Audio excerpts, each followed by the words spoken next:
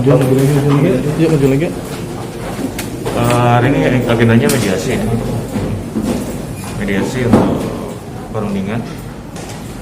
Karena ya memang ada beda paham ya antara saya dengan mantan istri saya. Gitu.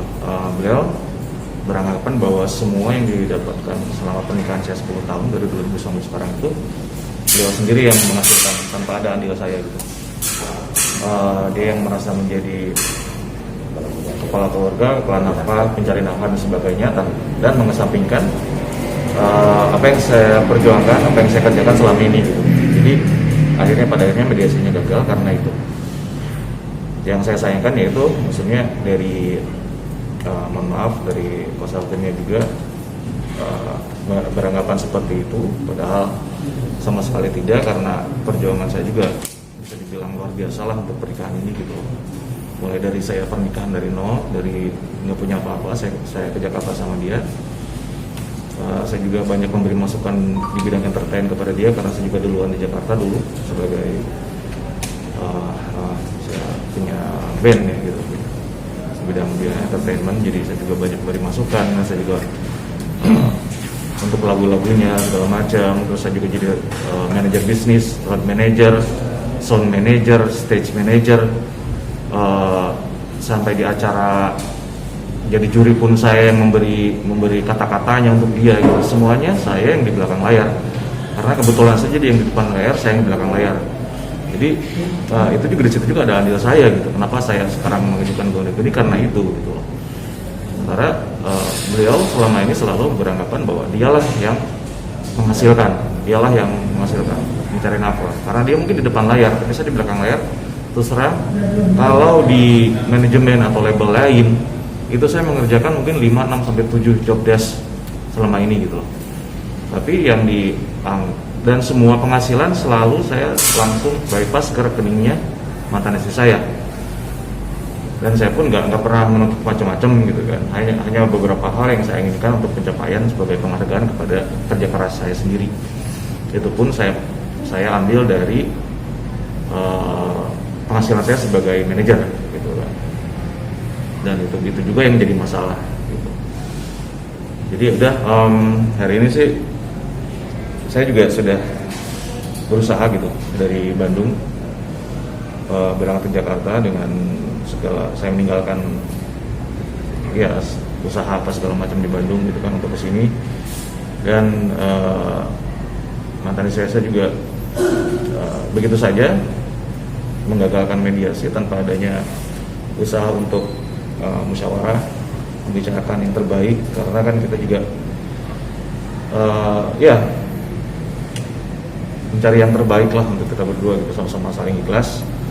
Dan saya juga apa yang saya ajukan ini memang ketentuan hukumnya seperti itu berdasarkan undang-undang, dan saya juga punya andil dalam mencari nafkah.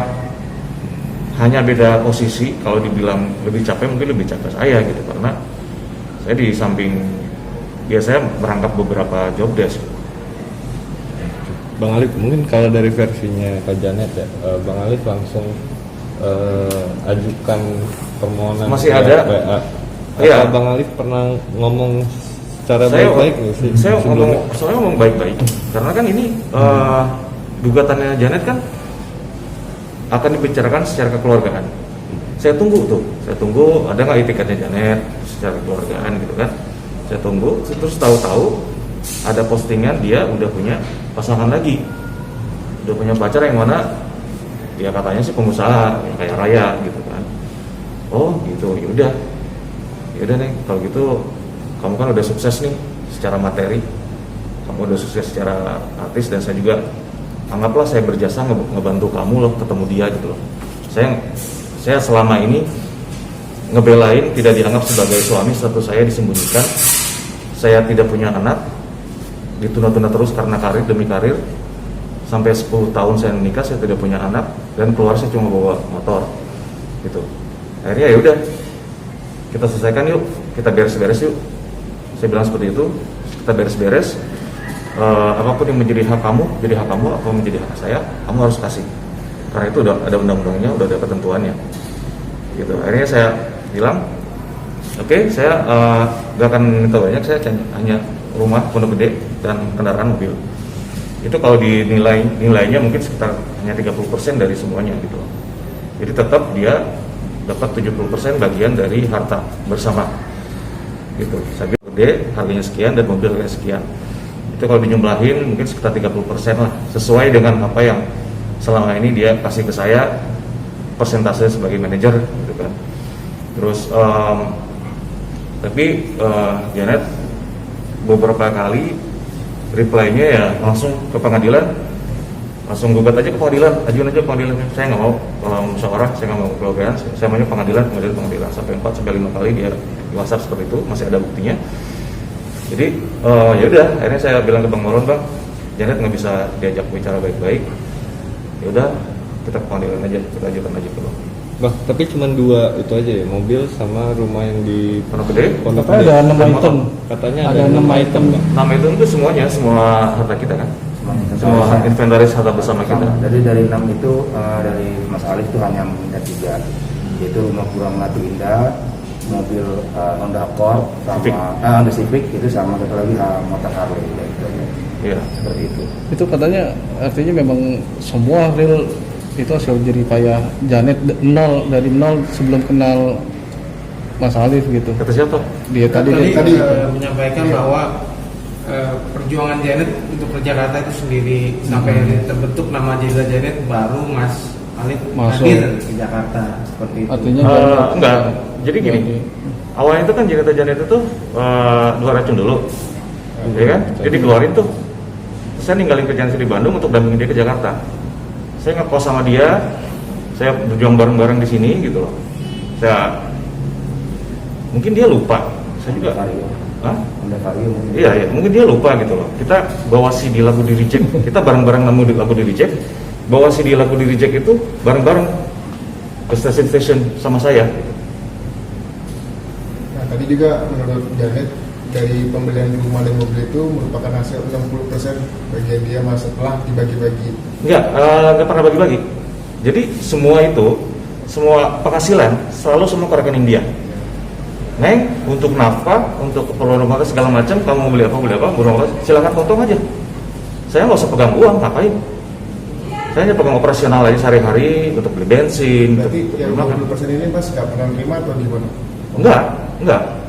Secara misalkan ada off air misalnya off air manggung nominalnya sekian, misalkan 100 perak, semua langsung ke dia tanpa dipotong dulu ke saya, transfer ke saya enggak, karena saya beranggapan bahwa ini keluarga, ini harus bareng-bareng lah, gitu kan. Saya mau mulai semuanya dari nol sama dia kok.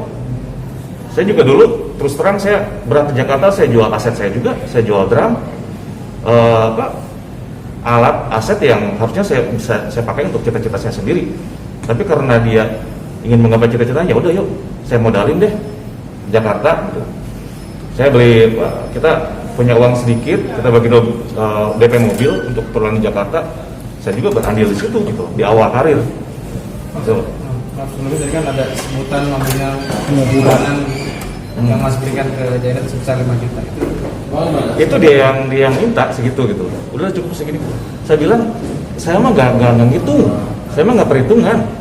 Semuanya kan uang ada di rekening kamu, silahkan pakai gitu loh.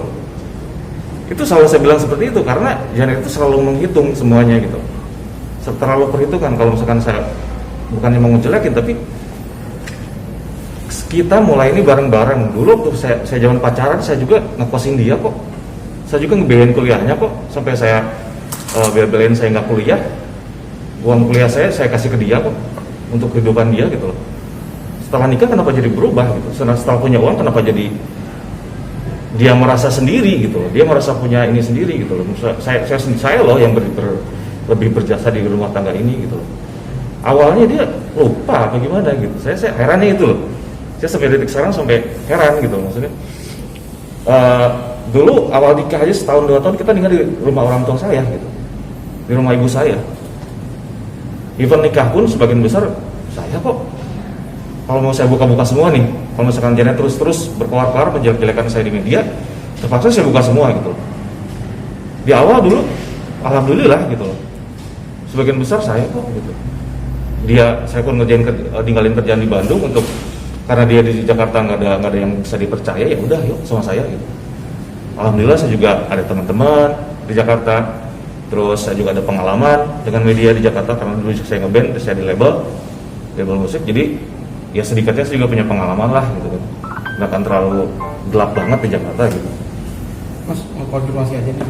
Tadi kan sebelum adanya putusan cerai antara Mas dan Janet nih, katanya Mas sempat sekali mau CLBK lah, tapi ada syarat pembagian harta agar bisa kembali bersama gitu.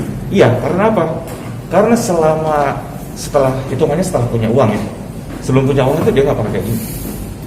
Setelah punya uang, setelah punya tabungan, setelah punya aset, dia selalu gitu. Ini kamu yang bayar kan? Gitu loh. Ini kamu yang ini kan? Lah, kan uang juga di kamu semua. Ya udah potong aja gitu. Tapi karena ada bahasa seperti itu, saya jadi sering tersinggung dan akhirnya jadi sering berantem gitu loh. Karena selalu ada bahasa seperti itu gitu loh. Kayak dibagi gitu loh. Ini kan kita bareng-bareng keluar kota bareng, ya kan? Dia tinggal enak, saya bawa mobil, masukin barang sampai ke lokasi, dia ke hotel istirahat, saya ke lokasi, saya cek mic, saya susun musiknya sedemikian rupa dengan band lokal, saya biar bagus gitu, musiknya segala macam, saya standby di situ, saya bolak-balik ke hotel, lihat kondisi dia udah siap apa belum, sampai pulangnya saya urusin semua. Saya juga di situ ada kerja saya loh. Gitu.